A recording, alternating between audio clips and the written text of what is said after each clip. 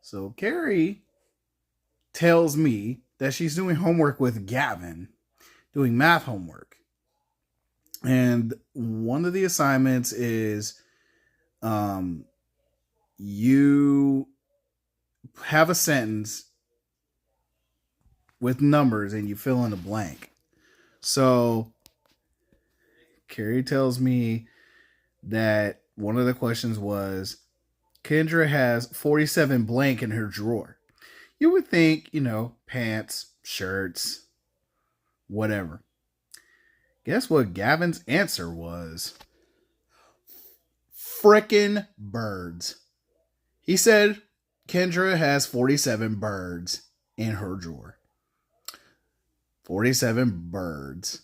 Carrie asked me the same question, and I said panties because I thought it was funny.